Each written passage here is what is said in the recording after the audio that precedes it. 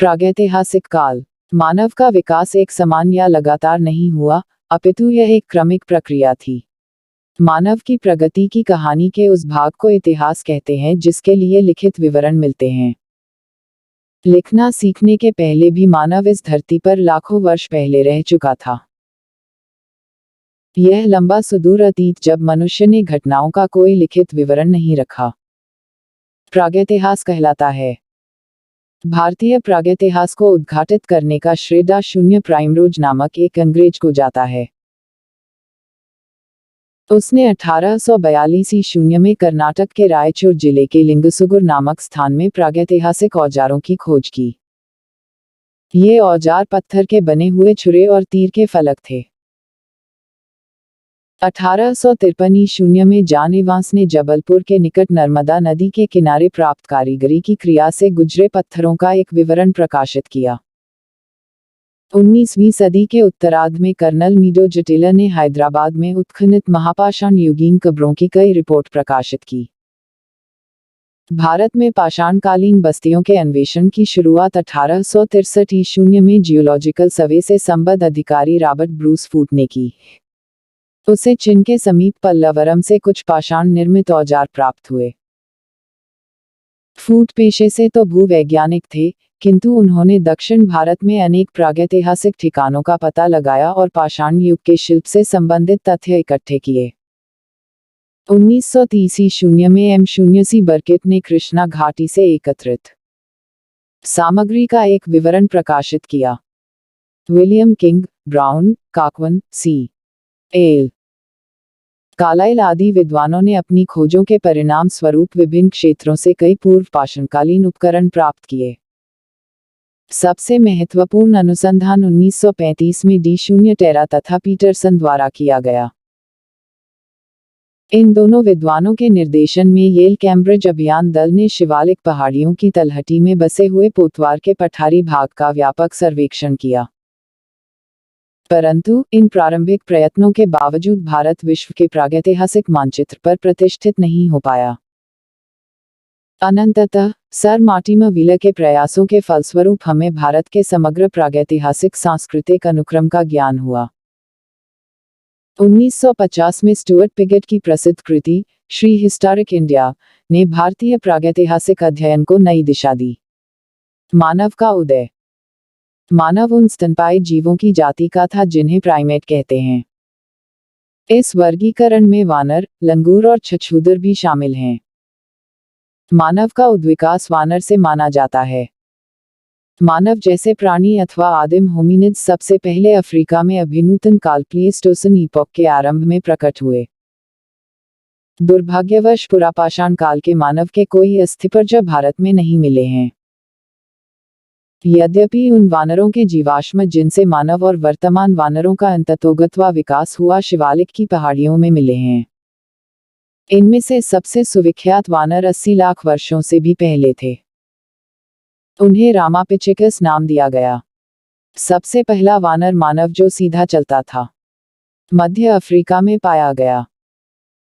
उसे ऑस्ट्रेलोपिथेकस कहा गया।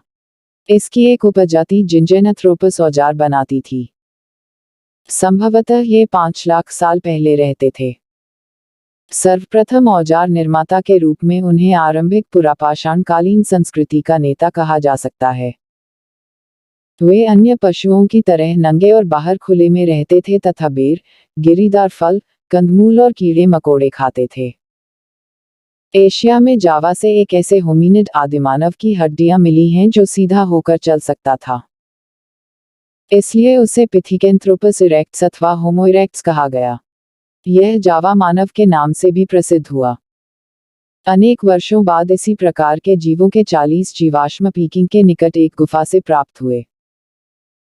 इसे पीकिंग मानव या सिनिंद्रोपस के नाम से जाना जाता है। यह आदि मानव आग जलाना जानता था। चीन पर जापान के आक्रमण के दौरान सिनिंद्रोपस के अस्थिपंजर और अवशेष या तो खो गए या चोरी हो गए। जर्मनी में नियंडर घाटी में आदि मानव की कुछ हड्डियां प्राप्त हुईं। यह नियंडरथल मानव के नाम से जाना जाता है। यह मध्यपुरा पाषाण काल का प्रतिनिधित्व करता था। अब से लगभग 1,60,000 वर्ष पूर्व हिमयुग के चौथे हिमकाल में वह रहता था, किंतु अब से 40,000 वर्ष वह सहसा खत्म हो गया। नियंडरथल मानव मृतकों का आदर करता था और शवों को पूजा की सामग्रियों सहित कब्र में दफनाता था। इस प्रकार उसका किसी न किसी तरह के धर्म और पुनर्जन्म में विश्वास था। नियंडरथल के बाद आज से लगभग 40,000 वर्ष पूर्व आधुनिक मानव होमो सेपियंस सेपियंस का प्रादुर्भाव हुआ। इसकी कई उपजातियां थीं, जैसे क्रोमैगनन, ग्रिमाल्डी, चांसलेड आदि। भारत में मानव के विकास के अद्यतन साक्ष्य शिवालिक पहाड़ियों के अभिनूतन प्लायोसीन युगीन निक्षेपों से मिलते हैं। मानव के जिस रूप के साक्ष्य यहाँ प्राप्त हुए हैं, उसे रामापिथेकस की संज्ञा दी गई है, परंतु पूरे भारतीय उपमहाद्वीप में आदि मानव का कोई जीवाश्म फॉसिल नहीं मिला है। यद्यपि उसके अस्तित्व का संकेत पत्थर के उन औजारों से मिलता है जो 2,50,000 ईशून्य के आसपास के माने जाते हैं। महाराष्ट्र में बोरी नामक स्थान से प्राप्त पत्थर के कुछ उपकरणों को 14 लाख वर्ष पुराना बताया गया। 1983 में रावलपिंडी के पास रिवात में शिवालिक पहाड़ियों के निक्षेप में ऐसे उपकरणों का समूह प्राप्त हुआ जिन्हें 19 लाख वर्ष पुराना बताया गया। पत्थर के कुछ उपकरण शिवालिक पहाड़ियों के भारत में पड़ने वाले हिस्सों में भी प्राप्त हुए जिन्हें 25 लाख वर्ष पुराना बताया गया है। इस प्रकार की खोजों के बावजूद अब तक भारत में न तो मानववत प्राणी होमिनिड के और न मानव के जीवाश्म प्राप्त हो पाए हैं, परंतु इस बात को लेकर विद्वानों में सहमति है कि अफ्रीका के बाद ही भारत में मानव का आगमन हुआ। भारत की आबादी के नृतत्वीय विभाजन के क्रम में कुछ वर्षों पूर्व हर्बर्ट रिजले का मत मान्य था। उन्होंने भारतवासियों को 7 श्रेणियों में विभक्त किया: मंगोल, भारतीय आर्य, द्रविड़, मंगोल द्रविड़, आर्यवीर, शक द्रविड़ तथा तुर्की ईरानी। सन 1933 में एच हंटर ने एक नवीन मत प्रस्तुत किया। उनके अनुसार भारतीय प्रजातियों को भाषा संस्कृति के आधार पर 8 भागों में विभक्त किया जा सकता है। नृतत्व शास्त्र निरीक्षण के निदेशक वी.एस. गुहा ने नवीनतम मत प्रस्तुत किया है। उनके अनुसार भारत में 6 प्रमुख प्रजातियां तथा उनके 9 प्रकार हैं। 1. Negrito, 2. Proto Australoid, 3. Mongol, palaeo Mongoloid, B. तिब्बती Mongol, 4. Mediterranean, palaeo Mediterranean, B. Mediterranean, C. पूर्वी प्रकार, 5. पाश्चात्य लघुशुष्क, ए. एल्पिनाइड, बी. डायनेरिक, सी. आर्मिनाइड है। 6. नॉर्डिक। नीग्रिटो अब भारत में लुप्त हो गई है। इसके कुछ अंश अंडमान, ट्रावनकोर एवं कुछ असम के अंगामी नगाओं में तथा कुछ पूर्वी बिहार के राजमहल पर्वत श्रृंखला में विद्यमान जनजाति में पाए जाते हैं। प्रोटो ऑस्ट्रेलाइड भारत की निम्न जातियों में मिश्रित रूप में व्याप्त है। मंगोल समूह 2 प्रकार के हैं: दीर्घशिरस्क असम तथा म्यांमार सीमा में तथा दूसरे गोल सिर वाले म्यांमार या चटगांव में मिलते हैं। तिब्बती मंगोल सिक्किम व भूटान में अस्तित्व में हैं। पैलियो मेडिटेरेनियन कन्नड़, तमिल एवं मलयालम भाग में आते हैं। यूरोपीय प्रकार के मेडिटेरेनियन पंजाब व ऊपरी गंगा घाटी में मिलते हैं। पूर्वी प्रकार पंजाब, सिंध, राजपूताना, पश्चिमी उत्तर प्रदेश के भागों में है।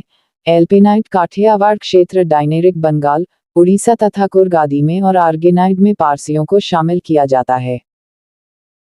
नॉर्डिक पश्चिमी भारत में पाए जाते हैं। पुरापाषाण युग की अवस्थाएं। भारतीय पुरापाषाण युग को मानव द्वारा इस्तेमाल किए जाने वाले पत्थर के औजारों के स्वरूप और जलवायु में होने वाले परिवर्तनों के आधार पर 3 अवस्थाओं में विभाजित किया जाता है: पुरापाषाण काल, मध्य पाषाण काल और उच्च पुरापाषाण काल। रेखाचित्र के द्वारा इसे निम्नलिखित प्रकार से दर्शाया जा सकता है। प्रागैतिहास प्री हिस्ट्री काल को 3 भागों में बांटा गया है। 1. पुरापाषाण काल, पैलियोलिथिक एज, 25 लाख ईसा पूर्व से 10,000 ईसा पूर्व तक।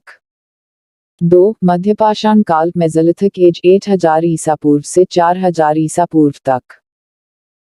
3. नवपाषाण काल, नियोलिथिक एज, 4,000 ईसा पूर्व से 1000 ईसा पूर्व तक।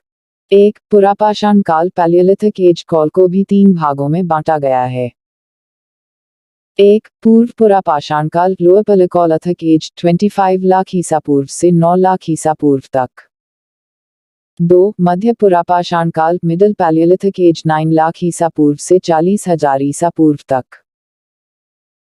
3 उच्च पुरापाषाण काल अपर पैलियोलिथिक 40,000 ईसा पूर्व से 10,000 ईसा पूर्व तक। 1 पूर्व पुरापाषाण काल लोअर पैलियोलिथिक एज 25 लाख ईसा पूर्व से 9 लाख ईसा पूर्व तक। भारत के विभिन्न भागों से पूर्व पुरापाषाण काल से संबंधित विवरण प्राप्त होते हैं। इस समय मानव मूलतः क्वार्ट्जाइट पत्थर का उपयोग करता था। इस काल के उपकरणों को मुख्यतः 2 भागों में विभाजित किया जाता है। एक चापर चॉपिंग पेबल संस्कृति, इसके उपकरण सर्वप्रथम पंजाब की सोहन नदी घाटी पाकिस्तान से प्राप्त हुए हैं। इसी कारण इसे सोहन संस्कृति भी कहा जाता है। पत्थर के वे टुकड़े जिनके किनारे पानी के बहाव में रगड़ खाकर चिकने एवं सपाट हो जाते हैं पेबल वर्टिकाश्म कहलाते हैं। इनका आकार प्रकार गोल मटोल होता है। चापर बड़े आकार वाला वह उपकरण है जो पेबल से बनाया जाता है। इसमें एक तरफा बार होती है और इसका उपयोग काटने के लिए किया जाता है। चॉपिंग कैंपिंग दोहरी चार वाला काटने का औजार है।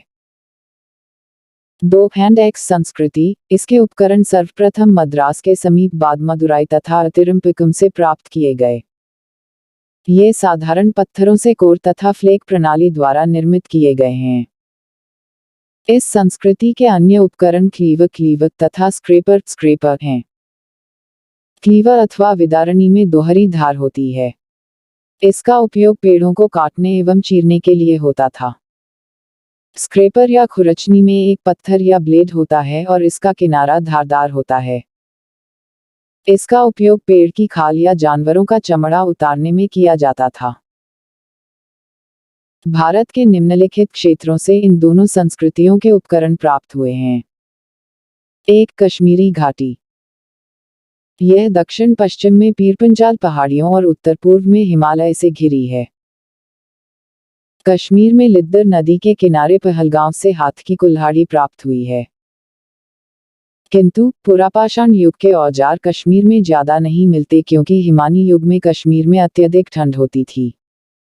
2 पोतवार क्षेत्र, वर्तमान पश्चिमी पंजाब एवं पाकिस्तान में विस्तृत यह क्षेत्र पीरपंजाल और नमक पर्वत श्रृंखला के बीच में पड़ता है। इस इलाके में विवर्तनिक बदलाव आया था और इस क्रम में सिंधु एवं सोहन नदियों की उत्पत्ति हुई। सोहन घाटी पूर्व पुरापाषाण युग का अत्यंत महत्वपूर्ण क्षेत्र है। 1928 ईस्वी में डी एन वाडिया ने इस क्षेत्र से पूर्व पुरापाषाण काल के उपकरण प्राप्त किए। 1930 ईस्वी में के आर यू टॉड ने सोहन घाटी में स्थित पिंडी गेब नामक स्थल से कई उपकरण प्राप्त किए। यहाँ से हस्तकुठार और काटने के औजार मिले हैं। ये औजार अडियाल, बलवाल और चौतरा जैसी महत्वपूर्ण पुरापाषाणीय बस्तियों में पाए गए हैं। सोहन घाटी का सबसे महत्वपूर्ण अनुसंधान 1935 ईस्वी में डी देरा के नेतृत्व में एक कैम्ब्रिज अभियान दल ने किया। व्यास, बाणगंगा और सिरसा नदियों के किनारे भी पुरापाषाण युग के औजार पाए गए हैं। 1956 में B0 लाल ने व्यास नदी घाटी के स्थलों का पता लगाया था। 3 राजस्थान, यहाँ लूनी नदी के आसपास के क्षेत्र में कई पुरापाषाण युगीन बस्तियां पाई गई हैं। लूनी नदी का उद्गम अरावली क्षेत्र में हुआ था। चित्तौड़गढ़ में गंभीर नदी घाटी, कोटा संभाग में चंबल नदी घाटी तथा नगरी वेराच नदी घाटी में पुरापाषाण युग के औजार पाए गए हैं। राजस्थान के यागौर और दिद्वाना क्षेत्र से भी पुरापाषाणकालीन औजार प्राप्त हुए हैं। नागौर जिले में स्थित 16 हार और सिंगी तालाब अन्य महत्वपूर्ण स्थल थे। 4 गुजरात, यहाँ साबरमती, माही और उसकी सहायक नदियों के आसपास पुरापाषाण युग के अनेक औजार पाए गए हैं। सौराष्ट्र में भद्र नदी के आसपास पुरापाषाण युग के अनेक औजार मिलते हैं, जैसे हरता कुठार, खुरचनी, काटने के औजार, नुकीले औजार आदि। कच्छ क्षेत्र में भी इस युग के अनेक औजार मिले हैं, जैसे हस्तकुठोर, खुरचनी आदि। 5 मध्य प्रदेश। 23 नर्मदा घाटी में नरसिंहपुर में पूर्व पाषाण कालीन औजारों के साथ मध्य पुरापाषाण कालीन लुप्त जीताश्म प्राप्त हुए हैं। नर्मदा घाटी के हथनोर ग्राम से मानव की खोपड़ी के प्रमाण मिले हैं। नर्मदा के निकट भोपाल से लगभग 40 की.मी. दक्षिण में भीमबेटका की गुफाओं में आदि मानव के निवास स्थलों का पता चला है। यहाँ लगभग 600 प्राचीन गुफाएं एवं शैलाश्रय खोजे गए हैं। प्रस्तर सामग्री के अतिरिक्त पुराचित्रों के अवशेष भी मिले हैं। हिरण, वारहसिंघों, सुअर, रीछ, भैंसा आदि के चित्र गुड़ा भित्ति पर अंकित हैं। यहीं से परवर्ती चित्र श्रृंखला भी प्राप्त हुई है, जिनमें आखेटक, कृषक, वाले आदि का चित्रण मुख्य रूप से हुआ है। यहीं से आदमगढ़ की पहाड़ियों ये भी पूर्व मध्य पुरापाषाणिक चरणों के शिल्प उपकरण प्राप्त हुए हैं। 6 उत्तर प्रदेश। प्र के मिर्जापुर जिले की बेलन घाटी में पूर्व पुरापाषाण युग से लेकर नवपाषाण युग तक के उपकरणों का एक पूरा अनुक्रम प्राप्त हुआ है। बेलन घाटी में इलाहाबाद विश्वविद्यालय के जी.आर. शर्मा के निर्देशन में अनुसंधान किया गया। बेलन टॉस की सहायक नदी है जो मिर्जापुर के गथ्य पठारी क्षेत्र में बहती है। पूर्व पुरापाषाण काल से संबंधित यहाँ 44 पुरास्थल प्राप्त हुए हैं, जहाँ hand axe, cleaver, scraper, chopper, chopping आदि सभी प्रकार के उपकरण प्राप्त हुए हैं। उपकरणों के अतिरिक्त बेलन के लोहदा नाला क्षेत्र से इस काल की अस्थि निर्मित मातृदेवी की एक प्रतिमा मिली है, जो संप्रति कौशांबी संग्रहालय में सुरक्षित है। 7 महाराष्ट्र। महाराष्ट्र में नेवासा के पास चिरकी में हैंड एक्स, खुरचनी, बेधक आदि पाए गए हैं। महाराष्ट्र के कोरेगांव, चंदौली एवं शिकारपुर में पुरापाषाण युगीन बस्तियां थीं। यहाँ रासे नदी सिंहभूमि में भी हस्त कुठार, काटने के औजार आदि अनेक पुरापाषाण युगीन बस्तियां मिली हैं। इन बस्तियों में मुख्यतः हाथ की कुल्हाड़ियां और काटने के औजार पाए गए हैं। दामोदर एवं स्वर्णारखा नदी की घाटियों में से भी पुरापाषाण युगीन औजार प्राप्त हुए हैं। 8 उड़ीसा। यहाँ वैतरणी, ब्राह्मणी और महानदी के डेल्टा क्षेत्र में पुरापाषाण युगीन औजार मिले हैं। उड़ीसा में मयूरभंज में बुहारवलन घाटी में प्रारंभिक और मध्य पुरापाषाण युग के कई औजार पाए गए हैं, जैसे हाथ की कुल्हाड़ियां, खुरचनी, ब्लेड आदि। 9 दक्षिण भारत। यहाँ से हैंड एक्स परंपरा के उपकरण सर्वप्रथम मद्रास के समीपवर्ती क्षेत्र से प्राप्त हुए। इसी कारण इसे मद्रासी संस्कृति भी कहा जाता है। सर्वप्रथम रॉबर्ट ब्रूस फूट ने 1863 में मद्रास के पास पल्लवरम नामक स्थान से पहला हैंड एक्स प्राप्त किया था। उनके मित्र किंग ने मद्रास के अतिरिम्पकम से पूर्व पाषाणकालीन उपकरण खोज निकाले। इसके बाद डी. टेरा तथा पीटरसन के नेतृत्व में पेल कैम्ब्रिज अभियान दल ने इस क्षेत्र में अनुसंधान प्रारंभ किया। B. D. Krishna Swami, R. B. Joshi तथा के. डी. बैनर्जी जैसे विद्वानों ने भी इस क्षेत्र में अनुसंधान कार्य किए। दक्षिण भारत में मद्रास में स्थित कोर्तल्यार नदी पाटी पूर्व पाषाणिक उपकरणों के लिए महत्वपूर्ण है। यहाँ स्थित वादमदुराई से बहुसंख्यक उपकरण प्राप्त हुए हैं। इसी नदी घाटी में दूसरे महत्वपूर्ण स्थल अतिर्भपकम एवं गुड्डियम है। यहाँ से भी बड़ी संख्या में हैंड एक्स, क्लीवर तथा फलक उपकरण प्राप्त हुए हैं। यहाँ के हैंड एक्स एशुलियन प्रकार के हैं। आंध्र प्रदेश के गिदलूर, करीमपुरी तथा कर्नाटक में विशेषकर कृष्णा की 2 सहायक नदियों मालप्रभा और घाटप्रभा के आसपास अनेक पूर्व पुरापाषाणकालीन स्थल प्राप्त हुए हैं। इनमें कर्नाटक में स्थित अनगवाड़ी और बागलपुर प्रमुख है। गुलबर्गा जिले में स्थित हुंसगी अन्य महत्वपूर्ण स्थल है। वर्तमान में पूर्व पुरापाषाण युगीन स्थल भारत के प्रायः सभी भागों में मिले हैं, जिनमें असम की घाटियां भी सम्मिलित हैं। जीवन यापन। पुरापाषाण कालीन मानव को कृषि का ज्ञान नहीं था, इस कारण से वह वनों से प्राप्त फल फूल, आखेट में मारे गए पशु, नदियों एवं झीलों से पकड़ी गई मछलियों आदि पर निर्भर था, अर्थात इस काल का मानव आखेटिक और खाद्य संग्राहक था। पुरापाषाणयुगीन बस्तियों में भारतीय और विदेशी मूल के जानवरों के अवशेष बड़ी मात्रा में प्राप्त हुए हैं। नर वानर, नीलगाय, जिराफ, कस्तूरी मृग, बकरी, भैंस, चिनकारा, गाय, सूअर आदि स्वदेशी मूल के पशु प्रतीत होते हैं। ऊंट एवं घोड़े का संबंध उत्तरी अमेरिका से स्थापित किया जाता है। दरियाई घोड़ा एवं हाथी मध्य अफ्रीका से भारत पहुंचे होंगे। अधिकांश पशु उत्तर भारत की पश्चिमी सीमा से प्रविष्ट हुए होंगे। उस समय अफ्रीका एवं भारत के मध्य परस्पर संबंध अवश्य रहे होंगे। इस काल में पशुपालन की शुरुआत नहीं हुई थी। इस काल के मानव को अग्नि का ज्ञान हो गया था, परंतु वह उसके उपयोग से परिचित न था। अतः वह कच्चे मांस का भक्षण करता था। कंदमूल, फल एवं पशुओं के शिकार पर निर्भरता ऋतु चक्र पर आधारित रही होगी। आत्मरक्षा मनुष्य का सर्वोपरि लक्ष्य था, फलतः पर्वत, कंदराएं, नदियों के कगार उसकी शरण स्थली बने। अभी तक वास्तुकला, मृद्भांड कला का विकास नहीं हुआ था, अतः उसकी सृजनात्मकता हथियारों एवं औजारों के निर्माण में प्रकट हुई। इस प्रकार पाषाण निर्मित औजार इस काल की क्रांतिकारी घटना थी। आयुध निर्माण में क्वार्ट्जाइट, बलुआ पत्थर, लेटेराइट एवं चेल्सीनी का उपयोग विशेष रूप से किया गया। विद्वानों ने औजार निर्माण की दो प्रणालियों का उल्लेख किया है, उत्तरी भारत की फ्लेक प्रधान सोहन प्रणाली तथा दक्षिण भारत की कुठार प्रधान प्रणाली। जीवन की प्रारंभिक अवस्था को दृष्टिगत करते हुए अनुमान लगाया जा सकता है कि उस समय के लोगों में धार्मिक लोकोत्तर भावना का उदय नहीं हो पाया था। उस समय के मानव के रहन सहन तथा सामाजिक जीवन की अभिव्यक्ति आदिमानव द्वारा बनाए गए चित्रों से होती है। सर्वाधिक प्राचीन चित्रकारी पूर्व पुरापाषाणयुगीन भीमबेटका में देखने को मिली है, जिनमें 243 प्रागैतिहासिक शैलाश्रय हैं। प्रारंभिक चित्रों में हरे एवं गहरे लाल रंगों का उपयोग हुआ है,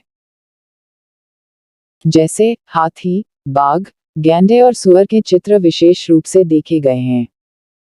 कुछ चित्रों की लंबाई 2 से 3 मीटर तक है। उनकी विशालता को देखकर अनुमान लगाया जा सकता है कि आदि मानव इन जंगली जानवरों को न केवल भयावह मानता रहा होगा, अपितु उनकी क्रूरता भी उनकी विशाल आकृतियों में प्रतिध्वनित होती है। खुदाई और चित्रकारी से पता चलता है कि शिकार ही जीवन यापन का मुख्य साधन था। इन चित्रों में बनी शारीरिक संरचना के आधार पर पुरुष और स्त्री में सरलता से भेद किया जा सकता है। इन चित्रों से यह भी पता चलता है कि पुरापाषाण युग के लोग छोटे छोटे समूहों में रहते थे और उनका जीवन निर्वाह पशुओं एवं पेड़ पौधों पर निर्भर था।